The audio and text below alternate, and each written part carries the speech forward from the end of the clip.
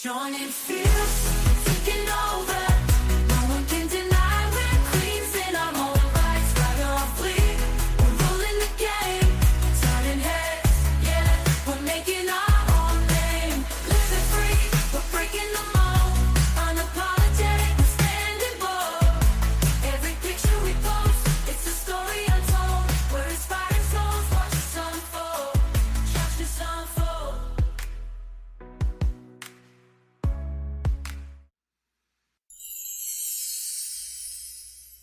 Welcome back to Rooted in Your Confidence, the show where real, heartfelt conversations with women who've been the first, the only, and the few, or who have been in male-dominated industries, whether they're still in it or choose to walk away. This podcast is more about just the challenges they face. It's about what happens when women start shrinking, start trusting themselves, and building confidence on their own terms, no matter what room they're in. Today's guest is Alyssa Hawn, an intuitive energy healer and podcast producer who helps women transform limiting beliefs into empowering truths. But before doing the work that she does, Alyssa worked in reality TV and publishing industry, both deeply male-dominated industries. She's now using her gift to help others reconnect to their truth, heal deeply, and move forward with clarity and confidence. She's also a mama of two and a beautiful example of what it means to walk away from what doesn't work and build something more aligned. Hello, Alyssa, and welcome to Rooted in Your Confidence. Hi, Samantha. It's Yeah. great to be here. Thank you for having me. It's great to have you here. We connected about a month ago, and I just knew I needed to have you on to talk about all the things. So I'm so happy you accepted and that you're here today. Yeah, and I resonated strongly with you as this powerful woman who's standing up for what she knows is right, what feels aligned in her body, right? And is making a difference, not just for other women like you and me, but also for the men. Yes, it does. You know, I tell people this. I was on a round table the other day, and they wanted to know what makes it so men can accept us and men can keep us. I was like, it's not about us having them accept us. It's about us accepting ourselves, and they'll fall in line. So That's right. this definitely helps us shaping us and us helping shape the rest of the world. Totally. Yeah. Couldn't agree more. Yes. So let's get into it. Earlier in your career, you did reality TV and publishing. Take us back to that space. So that was right after I graduated college. I'm 36 now, but this is when I was 22. And I really, I had no idea what I wanted to do. I just happened to get an internship in VH1, which actually was like a lot of women. And that was good. But after I graduated, there was like a hiring freeze at VH1.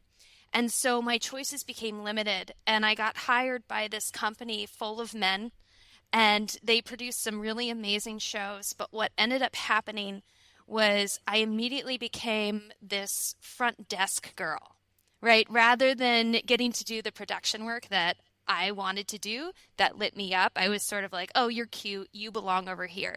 You don't belong with the lighting. You don't belong with the camera, right? And I felt like I was going to work as like a piece of meat, as somebody for the other producers and the men to look at, not as somebody who is, an equal or a contributor.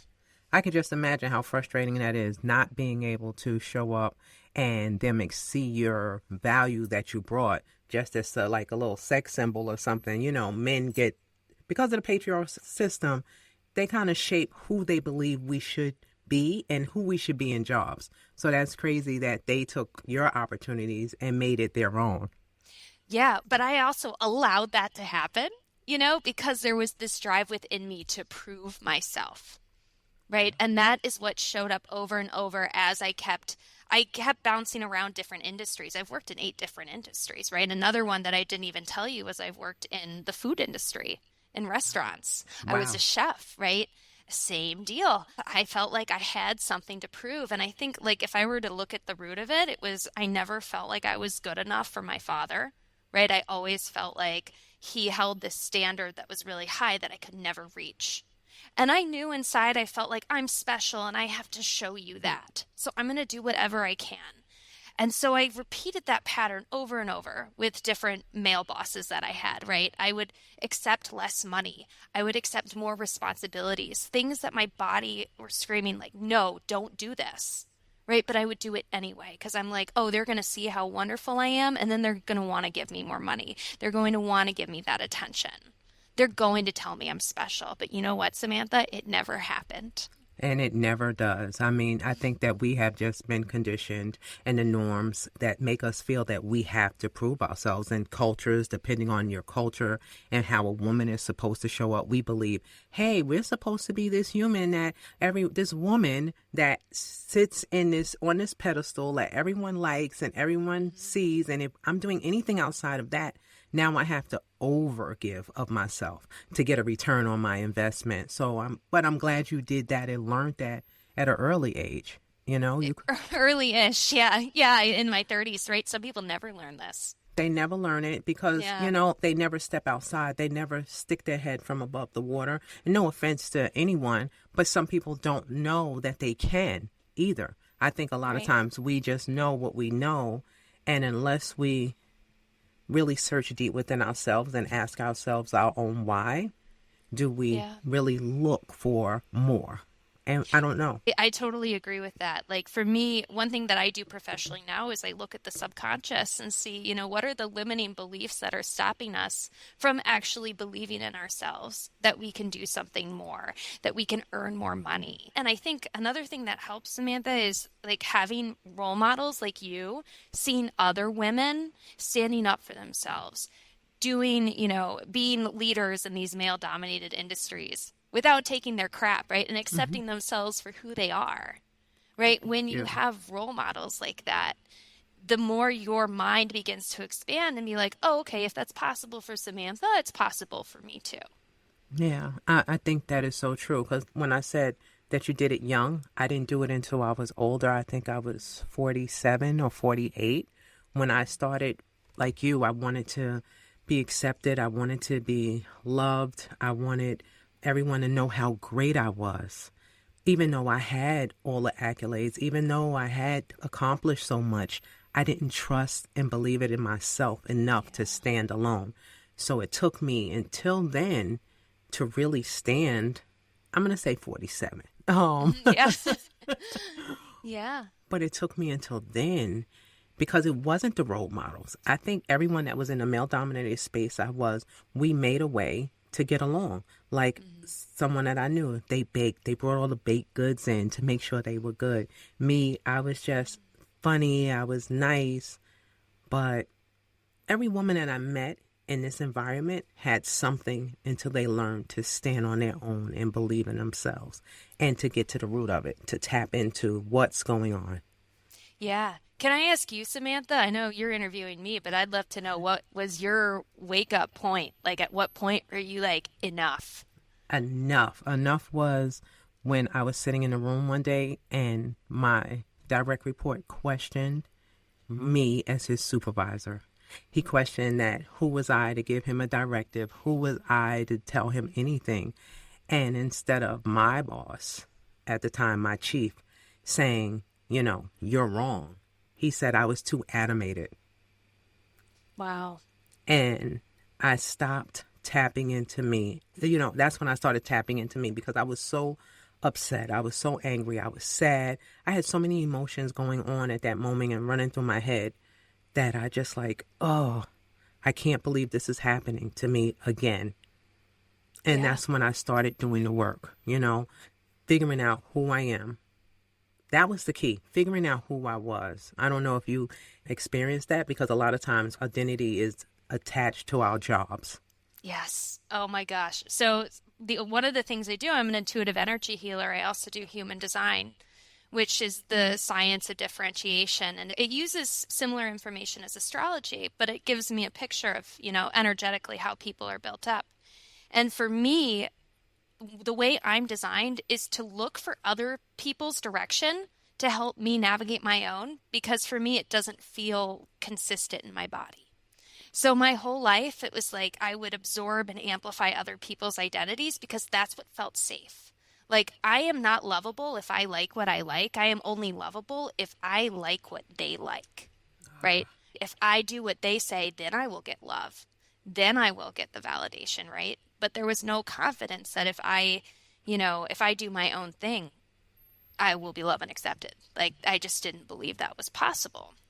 And so understanding this was sort of how I was energetically made up, was really helpful for me to be like, oh, it's okay to learn what my identity is. And it's even okay for my identity to be flexible, right? It's okay for me to not like, I am this person and this is who I am, right? Like, I can shift as so even being with you, Samantha, and feeling your energy and your identity, it's like, oh, I love that. I can adopt some of that. I can take that with me. Yes. Yeah. Being able to take pieces of it. I was reading, I can't even think of the book. I hate when I can't think of the name of the book when I want to share it. But I was reading this book, and this woman was talking about religion and different religions. And she took pieces, instead of saying, this is what I am, she took pieces of each one and made it her own. And I think that's what we do as human. We have the right. It's our God-given right to be able to take pieces of whatever we see and make it part of us, the ones that we enjoy, the ones that we like, the ones that we identify with. So that's where you were, is where I was trying to identify with everyone else and being that label that people put on me, and being able to stand in my own space and love on me and create this woman that you see today. I did a human design too, and I don't know what it means, but I'm a generator, whatever that is. Mm-hmm. Yeah, I'm a manifesting generator, so similar. Okay, so we're doing big things then together. Yes, we are. But it's all about trusting your gut, these two types, right? Trusting your body to tell you what's right for you and what's not. And the problem is we use logic all the time to, help us get our answers. But human design says we are not designed to make decisions with our mind. We're designed to make decisions with our bodies, right? Wow. That's our truth. I believe in that. I believe that so hardly, because I able to, when I can feel it and feel comfortable in it, I move differently. I move more with ease, with joy, and it's not as stressful. So I'm able to fully step into it and believe that it's going to be okay. Not that challenges don't happen, because I don't want anyone listening to think that challenges don't happen. But I step into it differently. I step into it more confidently and knowing that I can pivot.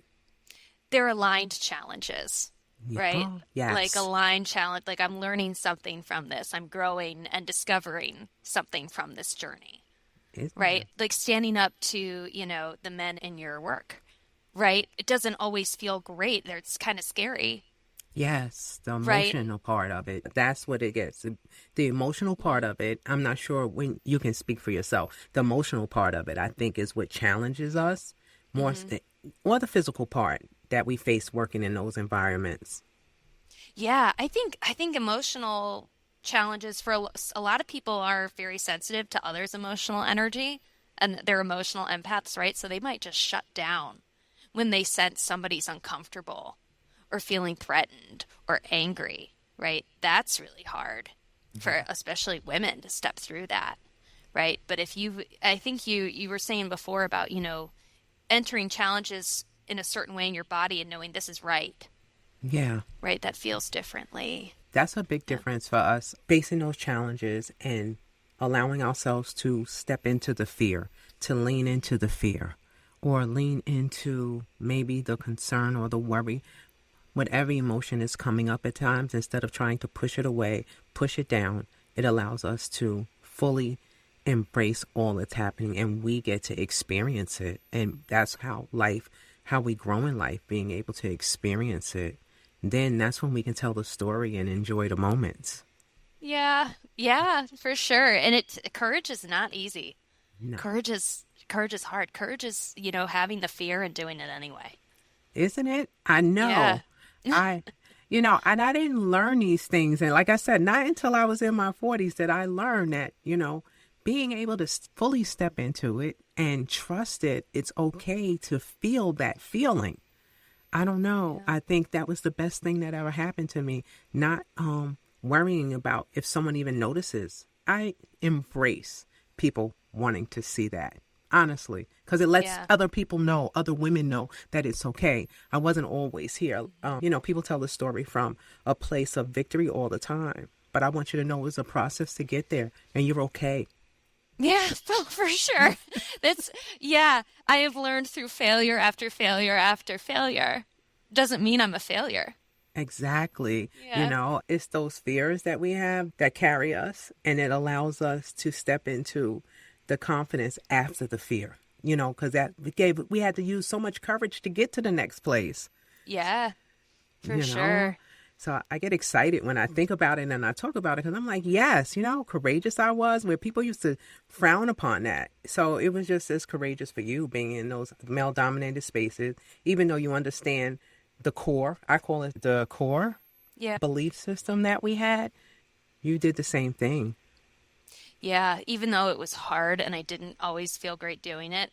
But you know what? I think as long as you're doing it in integrity, even if it doesn't go well, or if it goes horribly bad, like I had this happen with, I worked for a wine distribution company. I'm telling you, I had like 12 jobs in my 20s, right? And the owner he was so mean. Like he would come into work, and if he was in a bad mood, he would take it out on everyone. Everyone would feel it, right? And I remember I stapled like a packet of papers and I brought it to his office, left, and he called me back into his office. And he said, "Alyssa, look at this staple." And the staple was a little crooked. And he's like, "This is an example of the work ethic that you have." Right. And I was like, oh my God. like I wanted to cry. Right. And I told him, I said, "You can't talk to me like that." Right. And there was so much fear. And he got this sneer on his face and he like laughed at me and it felt horrible. Yeah. Right. But I quit the next day.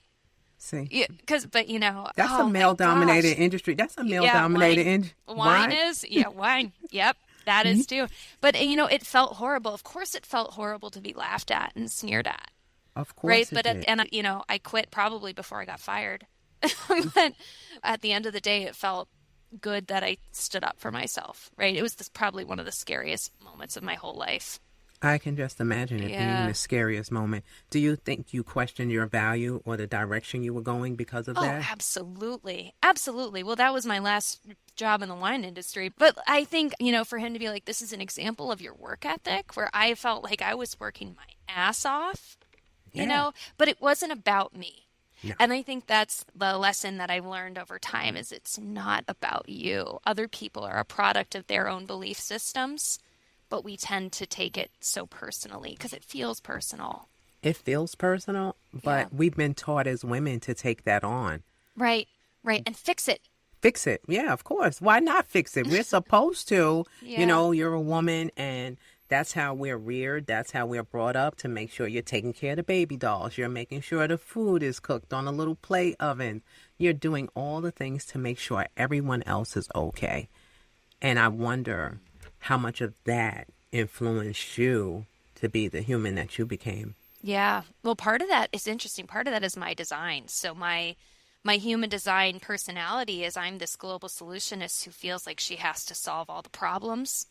And it's very hard for people to see when and where I'm struggling because I look like I've got it all together on the outside. The truth is, underneath, I don't have my shit together, and I never will. I hope I can swear on this podcast. Yes, you can. I use the F-bomb a lot. I love it. Yeah, so this is my personality, right? And this is the personality of many people, right? Is where we feel like we got to solve everybody's problems. And it's even energetically, other people think that we can solve their problems. That is true. We are so right. Yeah, yeah. But, I'm a human. I have needs. I need to rest. But women are taught to work tirelessly. They are. Yeah. And how do you shift from being that person that everyone expects to show up, to give all that you have, that they think that you are always on top of it? How do you shift that, or do you try? Being in integrity with yourself and saying no to the things that don't light you up or don't excite you. And so that's hard. Most people are afraid to say no because, they want love, they want validation, they want a raise. And so they fear if they say no, they lose all these things. right? But it's about, I think what's helped me is really being in trust with the universe, with God, my higher power, where it's like, okay, there is something above me that's looking out for me, right? And even if, like, okay, I say no, it's not that there's something wrong with the other person. It's just that it's not aligned for me. Yeah. And that's okay. And also, the other thing that helps me is releasing the limiting beliefs, identifying them first and just letting them go. So for me, I'm an intuitive energy healer. I work with people and we talk about a problem they're having, right? And we get to the root belief of why can't they overcome this problem or what's slowing them down. And once you understand where that belief came from, whether, is it actually true? Usually it's not, right? It's not a true belief. It's just a belief. You can let it go and feel more empowered to, make positive change in your life. And so I use a technique called theta healing, and it has helped me tremendously in believing in myself. That is Yeah. amazing. I love that. Tell me about the theta healing. Yeah, so theta healing is a meditation technique where I connect to my higher power, your higher power, right? And I just get information about the limiting beliefs and where they started. So sometimes these beliefs were formed in our childhood, they usually were, but we also inherit ancestral beliefs. We also have collective conscious beliefs that we pick up and past life beliefs. So I'll explain those a little more. Core beliefs developed from our childhood. If our fathers never paid attention to us, we might have the belief like, I'm not good enough. But ancestrally, we inherit things from our mothers, our grandmothers, our grandfathers. And this is scientifically proven. So for example, descendants of Holocaust survivors are 6 times more likely to have anxiety. Not because their real life conditions actually like induce the anxiety. It's just that that's what their ancestors experienced. So they're more prone to it. Another really interesting study that came out was descendants of people who survived the Dutch famine would put on a lot of weight, and they had a hard time getting rid of it. Well, it's because their ancestors needed to keep that weight on them. They didn't have the food. And so their bodies learned that they needed to hang on to every calorie because if they didn't, they would die. So how fascinating is that? So we might think I have a weight problem and something's wrong with me because I can't fix it, right? I'm not good enough. I can't stick to a diet. Something's wrong with my body. Well, what if it's just as simple as your ancestor, needed all of that weight to survive or those calories on their body to survive? Yes, I've read that before, so I get that. We inherently pass things down throughout generation that we automatically, it's like me as a Black woman, my ancestors were enslaved, and when they didn't, they protected their children. So the way they protect, the way they show up now, we automatically have that fear where we just step into that and we just do the same thing. So I totally get it. I understand it. All the things that's being passed down through generations and cultures. That's where, how do we shift that? Oh, I want to say one thing about, you being a descendant of slaves, right? Because prejudice, that's another thing in the work environment. Yes. Where people say, oh, I'm not prejudiced. I don't see color, right? Well, if your ancestors saw color, right? You see color. You see color, right? You inherit prejudices. So you might go to work, Samantha, and be treated like garbage, right? And by maybe a white man, and he's like, I don't see you as any different, right? But subconsciously, he might be operating from a place of prejudice and has no idea. It's funny you say that because just this past week, I had an interesting week, to tell you the truth. I had a manager who had, as soon as I have any idea, I was on an interview panel. I was interviewing, we were interviewing candidates for a job. And as soon as I made any suggestion, hey, this question wasn't right, we need to tweak it. Well, I think everything is right, Samantha. But the white guy sitting next to me, anything he said, it was like, yeah, I'll take that in consideration. So. Yeah, right. He probably had no idea. Yeah, and he'd been in the job 15 minutes. I'm a seasoned veteran. I know what I'm doing. I'm a boss, and he just got here. So finally, it was just too much for me. Mm-hmm. And he wasn't prepared for my reaction. I told him that he was disrespectful, he was rude, he was dismissive. Yeah. And he said to me, well, I don't think I was. I said, well, it doesn't matter what you think. I'm on the receiving end and it's about me. And that took him aback. It stopped him because he didn't even realize what he was saying because he believes he's a woke individual. And this is things that he'd said out of his mouth. Yeah. Yeah. And so, I love that you told him what he was causing in Yes. you. That's really important, right? Because even if we really think about it, so I'm going to say for me as a white woman, okay, growing up, when I would see black men, I would get afraid. I would just get afraid, right? No explanation. Why? Right? Well, I think my ancestors were taught, you've got to fear these people, Of course. right? And so, yeah, releasing that prejudice, how I release it through theta healing it's very easy. It's just a matter of praying. It's like I witness that change being made in the DNA, where it's just like, God, like, let it go. It is commanded that it is gone. And it actually works in a really shocking way. When I first learned theta healing, I'm like, this is too easy, right? But when you connect to God, the essence of all that is, of unconditional love, you can do miraculous things. Oh, I love that. That shift that happens in your body, that shift that happens in your thoughts, in your feelings, through that belief that you can. Yeah. That in itself is amazing because I know that, people have different faiths, but I know for a fact that in us, we can command because it's been placed in us by God when we are born, that piece of him, so we can command the things we want. So we take the time to understand our beliefs and where they come from, and we're able to shift them. That's when the world shifts and opens up for us. And that's when people start to realign and touch into their highest self. Right, absolutely. Yeah, and we're here to learn virtues, right? We're here to learn things like kindness, confidence, trustworthiness, right? And we're here to step into those virtues and embody them in the highest and best way, Yes. right? And so the more we shift our beliefs to more positive, empowering beliefs, the more accepting we are of people, the more virtuous we become, the more light we emanate, right? And the more good and love we bring into the world. This is such an amazing conversation. I love this so It's much. fun. Yes, it is. Because when you're able to just be yourself and not worry about what everyone else is thinking and just be able to be true to yourself and have true conversations that you're lighting yourself up from, that's when, everything just seems so natural. And I just get full from it, to be honest. Yeah. Oh, totally. I love who you are, Samantha. I really do. I remember you. I think I told you the first time we met, I'm like, oh my God, you're glowing, right? You emanate that light.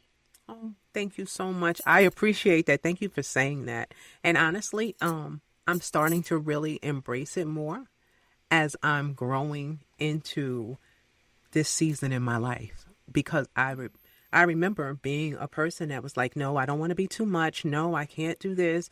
I thought me being in the back was where I was supposed to be.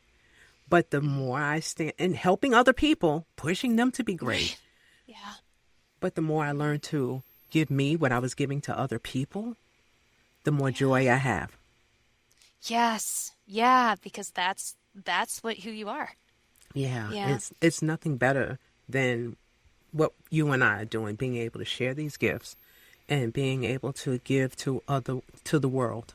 Yeah, and anybody can do this. Everybody can do this. Yes, Right? it's about choosing differently and knowing that they have a choice, because most times people don't believe that they do. People do traditions and have turkeys just because that's on Thanksgiving, because that's what everyone always did. But you don't have to do that. A lot of people hate turkey, actually, I'm finding. Yes, but they have it anyway because it's a tradition. But you get to do Yeah. something different. You get to do something to light you up. You get to do something that isn't aligned with what society says, but what's aligned for you. And that Yeah. feeling in here. Yes, and I want to say, like, doing it from a place of self-love, right, makes it, I think, easier for everybody else to accept you as well. And I'll use an example. So I decided to give up alcohol about 2.5 years ago. And I come from a family where, I mean, alcohol is tradition. You know, my dad's a wine collector. Like Wow. my parents probably drink almost every night when my siblings do. And it's just part of the family culture. And finally, I was just like, this isn't good for me. Every time I do it, I end up doing things or saying things that I don't really want to, right? It doesn't make me feel good the next day. I feel really sick and I've decided to do something different. And when I first started it, it felt like I got a lot of pushback, like, oh, you're going against like the family culture, like you're not going to be able to have fun with us. And I started to feel that guilt, like, oh, maybe I should just drink with them, right? And like Right. make that be okay. But over time, the more I accepted like this in myself, like, no, this is what makes me feel good, the more my family started to accept that, right? And it's because it comes from this energy of like, this is what you do, this is what I do, and that's okay. You know, not making my family wrong for drinking. I don't agree with it. I don't agree that's a healthy way of being, right? Right. But I don't make them wrong. And so since I don't make them wrong, I think they don't make me wrong I, anymore. I think that's such an amazing way of thinking about it because I don't want to. This story I really can't tell because it's not just mine, but just I remember trying to control a situation, and once I was able to accept that it wasn't my responsibility and that I didn't have to control it, my relationship with the person shifted. And I think that's what happened when they were able to realize that this was your choice and you stood you stood your ground. You stayed rooted in Yes, in my confidence. and in your belief. Yes. And Yeah. that's what ultimately happens, being rooted in your own belief system and your own confidence and what you're doing is right for you. Yeah. Putting that boundary in place, things begin to change and shift and go and grow from there. So kudos Yeah. to you for standing in that and believing in you. And it has a ripple effect too, you know, like I've had friends who have since given up alcohol and like they would ask me questions about it, right, before doing it. And like, oh, I'm so inspired by you, right? So when you stand in who you are in your most confident self, not in a way that shames others or is like, you know, I think, well, I was going to say defiant, but I think defiance can be great, actually. I think Yes, defiance can be really powerful. it can. Yeah, right. But it's the energy with which you do it Yes, that's exactly. important. I love that. Look, we could go on and on and on. We could. Yes, but I want to ask you something because we're going to wrap it up soon. But I want to ask you a question that I'm asking everyone that comes on my podcast. What does it mean to be rooted in your confidence? Ooh. To be rooted in my confidence means to be in trust with my body and the signals that it's giving me, right? And to know that's the truth and that's my truth. And I don't have to make anybody else wrong for, you know, if their truth is different right now, I right? love But that. I can stand in mine. Oh, I love that. I love that. I love that. I love that. Alyssa, thank you so much for being here and sharing your story with such honesty and from your heart. Your willingness to speak about hard parts, the healing, and rebuilding exactly why this podcast exists. Before we close, I'd love for you to share with the listeners how they can connect with you, what you're currently offering, and how they can work, and how they could work with you if they feel so called to. Sure. So you can check me out at alyssahawn.com or on my Instagram at Alyssa Hawn Healing. And so I work with people in many ways. I work with them doing human design readings. So I read people's energy maps and tell them, you know, how they are meant to show up in the world in an authentic way, right? And I help them, I give them strategies to reach that. I do theta healing, belief work with people. So that looks like intuitive readings and healings. We have conversation about, you know, the beliefs and how they were formed. And I also get intuitive information about ancestral beliefs that were formed. So, because sometimes it's hard for you to access, right? So as an intuitive, it's easier for me to access that information. And then I also am a health coach. So Ooh. yeah, so that's where I started before I was an energy worker. I was into health coaching and learning alternative ways of healing. So through, you know, diet, supplementation, and the energy work itself. So I help people reverse chronic conditions ranging from type 2 diabetes to chronic digestive issues. So, yeah. That is so awesome. Well, thank you again for joining me on Rooted in Your Confidence. For everyone listening, remember your story doesn't end in burnout, silence, or self-doubt. You get to choose a different ending, one where your voice, your power, and your healing lead you the way.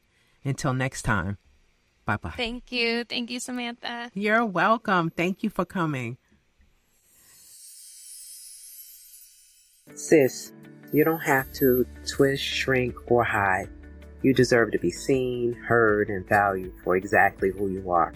If this episode spoke to you, make sure you follow, subscribe, so you never miss the conversation.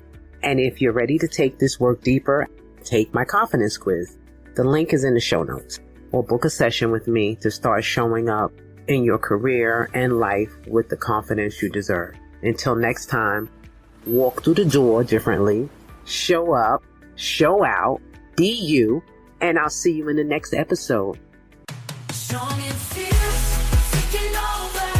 No one can deny we're queens in our own right. Swagger on fleek, we're ruling the game. Turning heads, yeah, we're making our own name. Living free, we're breaking the mold. Unapologetic, we're standing bold. Every picture we post, it's a story untold. We're inspired souls, watch us unfold. Watch us unfold.